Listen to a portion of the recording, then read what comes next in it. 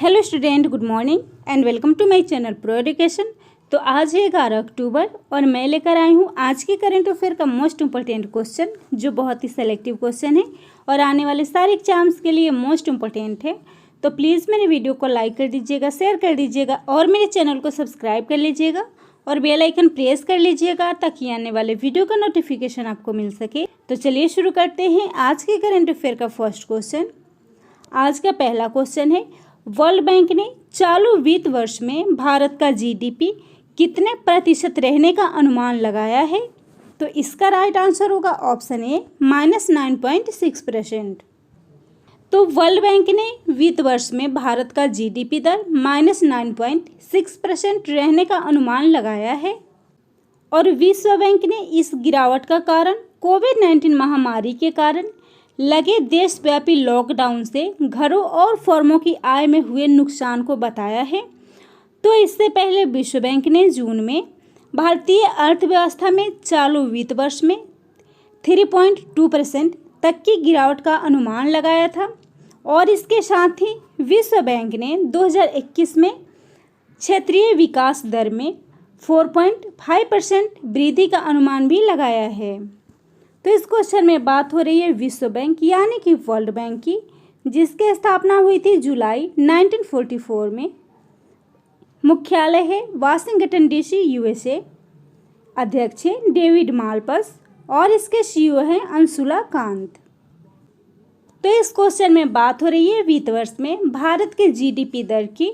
तो इस क्वेश्चन से रिलेटेड करंट अफेयर के कुछ इंपॉर्टेंट पॉइंट्स हैं, जैसे हाल ही में मूडीज ने 2020-21 में भारत का जीडीपी ग्रोथ -11.5% रहने का अनुमान लगाया है।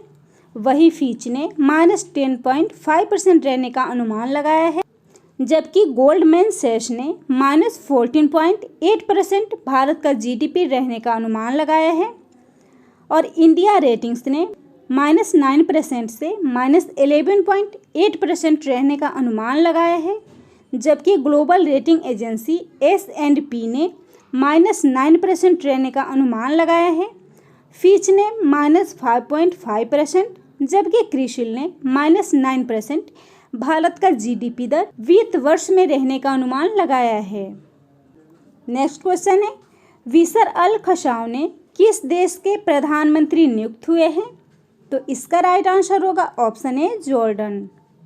तो विसर अल खशाव जॉर्डन के नए प्रधानमंत्री नियुक्त हुए हैं और उनकी नियुक्ति जॉर्डन के किंग अब्दुल्ला द्वितीय इब्न अल हुसैन किंग के द्वारा की गई है और विसर अल खशाव अब्दुल्ला द्वितीय इब्न अल हुसैन के नीति सलाहकार थे, जिन्हें अब जॉर्डन का प्रधानमंत्री बनाया गया है और उनकी नियुक्ति किंग अब्दुल्ला द्वितीय इब्न अल हुसैन द्वारा पूर्व प्रधानमंत्री उमर अल रजाज का इस्तीफा स्वीकार करने के बाद की गई है। तो इस क्वेश्चन में बात हो रही है जॉर्डन की, जिसकी राजधानी है अम्मान और इसका मुद्रा है जॉर्डन दिनार। और इस क्वेश्चन में दिए गए ऑप्शन को भी डिफाइन कर लेते हैं। तो इस क्वेश्चन का फर्स्ट ऑप्शन है कुवैत, जिसके नए प्रधानमंत्री सबा अल खालिद अल सबा हाल ही में नियुक्त हुए हैं।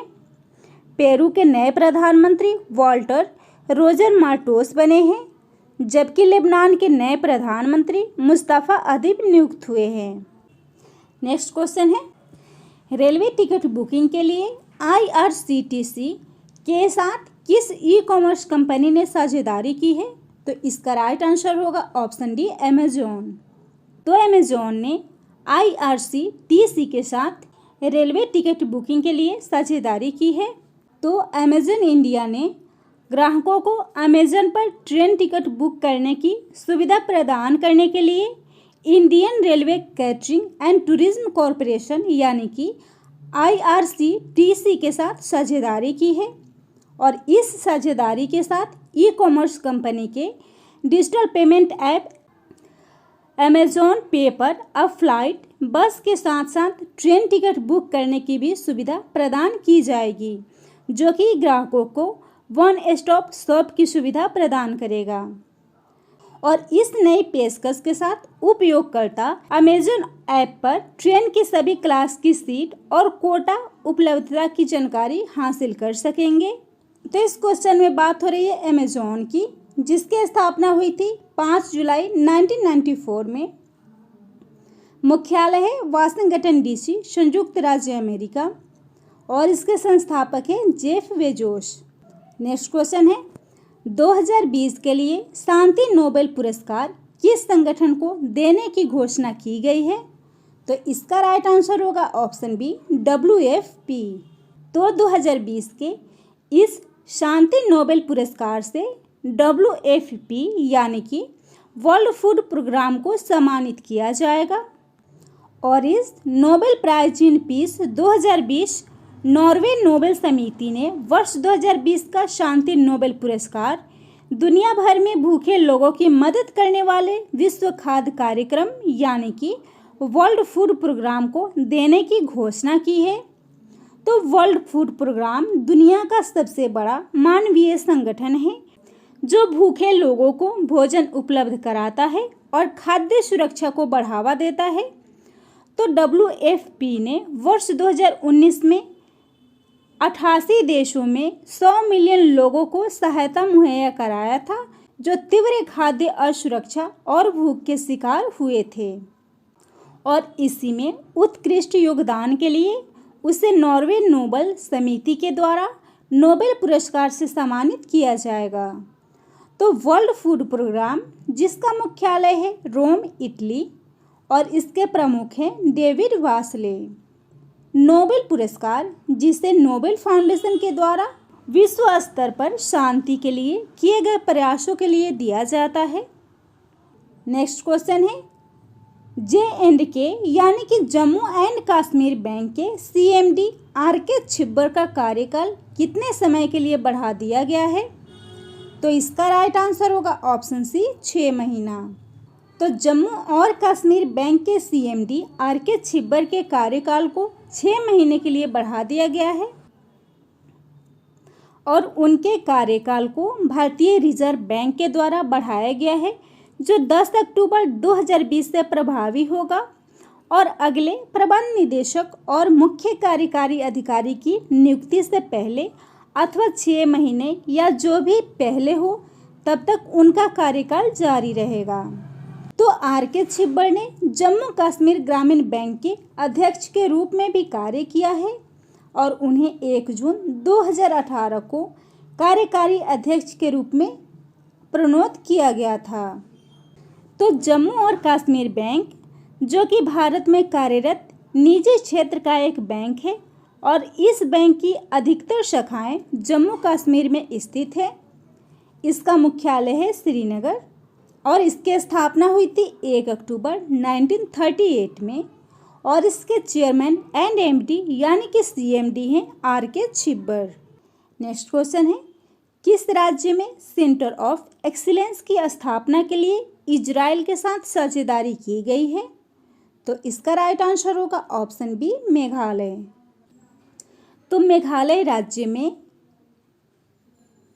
सेंटर ऑफ एक्सीलेंस स्थापना के लिए इजराइल के साथ साझेदारी की गई है और मेघालय राज्य सरकार ने राज्य के किसानों की आजीविका को बेहतर बनाने और उन्हें बढ़ावा देने के लिए राज्य की उच्च मूल्य वाली सब्जियों के लिए अपनी तरह का पहला उत्कृष्ट केंद्र यानी कि सेंटर ऑफ एक्सीलेंस को स्थापित करने के लिए इजराइल के साथ इस साझेदारी को की है।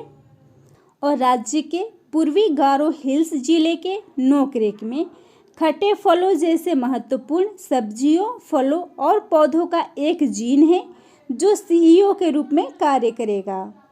तो मेघालय, जिसकी राजधानी है शिलोंग, मुख्यमंत्री हैं कोनराड संगमा, राज्यपाल है सत्यपाल मलिक, विधानसभा सीट है 60, राज्यसभा सीट है 1 और लोकसभा सीट है 2। और मेघालय को पूर्व का स्कॉटलैंड कहा जाता है और भारत में सबसे अधिक वर्षा होती है मेघालय के मासिनराम जिले में। तो मेघालय ने इजराइल के साथ समझौता किया है जिसकी राजधानी है यरूशलेम, प्रधानमंत्री हैं बेंजामिन नेतन्याहू और करेंसी है इजराइल शेकेल। नेक्स्ट क्वेश्चन है स्टार्टअप इंडिया शोकेस को किसने लॉन्च किया है? तो इसका राइट आंसर होगा ऑप्शन ए DPIIT। तो इस स्टार्टअप इंडिया शोकेस को DPIIT के द्वारा लॉन्च किया गया है। तो DPIIT यानी कि department of promotion of industry and internal trend, जिसने स्टार्टअप के लिए स्टार्टअप इंडिया शोकेस नाम का एक नया ऑनलाइन सर्च प्लेटफॉर्म को शुरू किया है। और इस वेबसाइट का मुख्य उद्देश्य भारत के सबसे बेहतर स्टार्टअप को एक साथ एक प्लेटफॉर्म पर लाना है, जिन्होंने fintech, enterprises tech, social effect, health tech और एडिटेक जैसे क्षेत्रों में अपनी क्षमताओं को साबित किया है। तो इस क्वेश्चन में बात हो रही है DPIIT की, जो उद्योग और आंतरिक व्यापार को बढ़ावा देने का विभाग वाणिज्य और उद्योग मंत्रालय के तहत एक केंद्र सरकार का विभाग है। स्थापना हुई थी 27 जनवरी 2019 में। इसके सचिव हैं गुरु प्रसाद महापात्र और मंत्री हैं और वाणिज्य और उद्योग मंत्री हैं पीयूष गोयल। नेक्स्ट क्वेश्चन है, डिजिटल सेवा सेतु कार्यक्रम की शुरुआत किस राज्य में की गई है? तो इसका राइट आंसर होगा ऑप्शन बी गुजरात। तो डिजिटल कार्यक्रम सेतु की शुरुआत गुजरात में की गई है।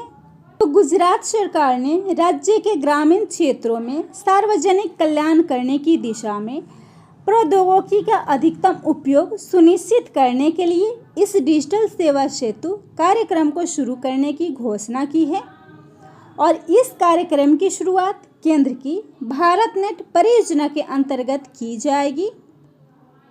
तो इस क्वेश्चन में बात हो रही है गुजरात की।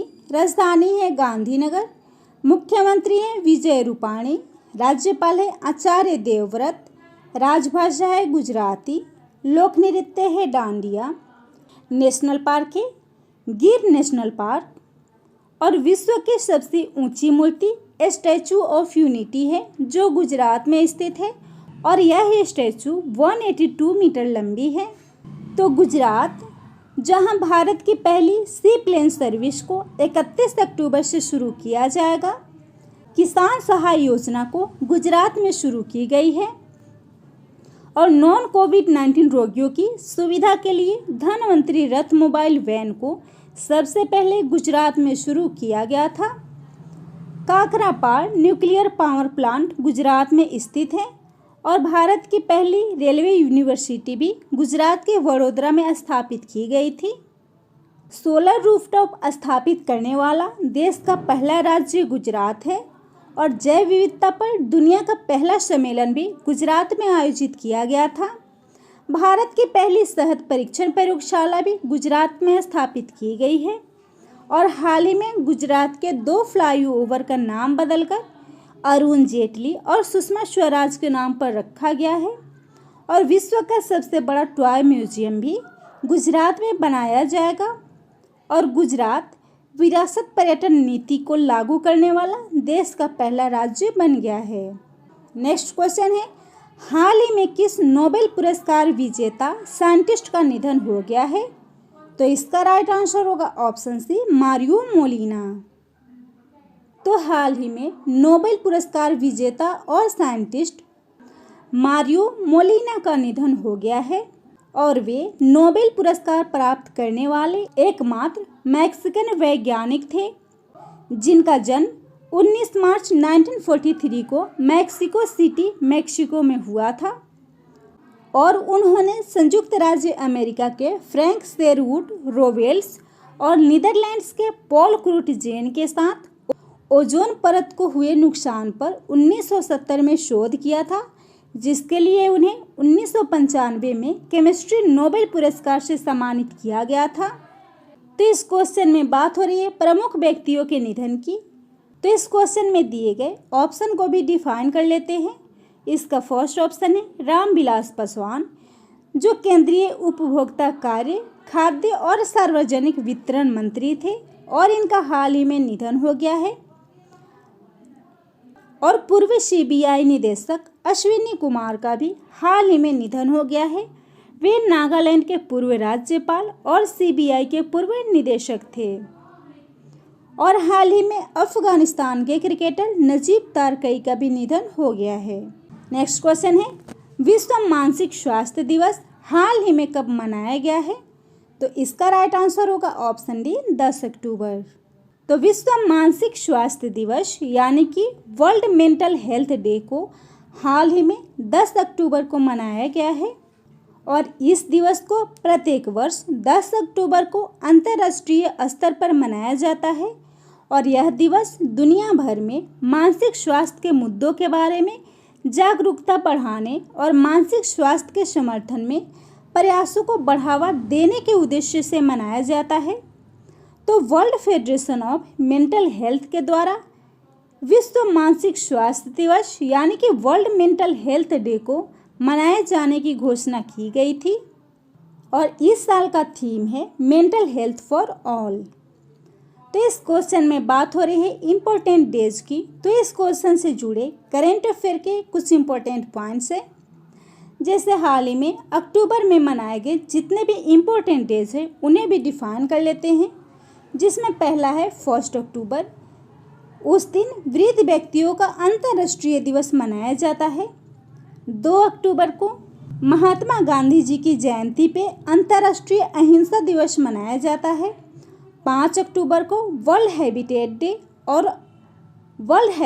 डे और अंतर्राष्ट्रीय शिक्षक दिवस मनाया जाता है। जबकि 7 अक्टूबर को विश्व कपास दिवस, 8 अक्टूबर को भारतीय वायुसेना दिवस और 2 से 8 अक्टूबर तक वन्य जीव सप्ताह के रूप में मनाया जाता है। जबकि 9 अक्टूबर को विश्व डाक दिवस मनाया गया है। नेक्स्ट क्वेश्चन है, एम राजेश्वर राव को किस बैंक का नया डिप्टी गवर्नर नियुक्त किया गया है? तो इसका राइट आंसर होगा ऑप्शन बी आरबीआई। तो एम राजेश्वर राव हाल ही में आरबीआई के नए डिप्टी गवर्नर नियुक्त हुए हैं। तो केंद्र सरकार ने 7 अक्टूबर 2020 को एम राजेश्वर राव को भारतीय रिजर्व बैंक का नया डिप्टी गवर्नर नियुक्त किया है और इससे पहले एम राजेश्वर राव आरबीआई में कार्यकारी निदेशक के तौर पर कार्यरत थे और वह केंद्रीय बैंक के चौथे डिप्टी गवर्नर के रूप में एनएस विश्वनाथन की जगह लेंगे। तो वर्तमान में रिजर्व बैंक में 4 डिप्टी गवर्नर हैं, जिनमें हाल ही में एम राजेश्वर राव को नियुक्त किया गया है और इनके अलावा एमडी पात्रा, बीपी कानूनगो और एमके जैन आरबीआई के अन्य डिप्टी गवर्नर हैं।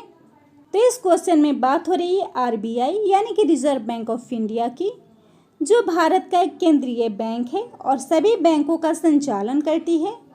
स्थापना हुई थी 1 अप्रैल 1935 में।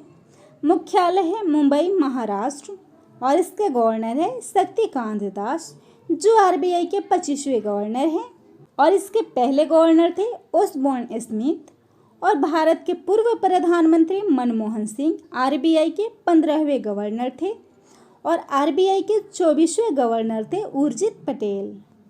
तो अगर मेरा वीडियो आप लोग को अच्छा लगता हो तो प्लीज़ मेरे वीडियो को लाइक कर दीजिएगा, शेयर कर दीजिएगा और मेरे चैनल को सब्सक्राइब कर लीजिएगा।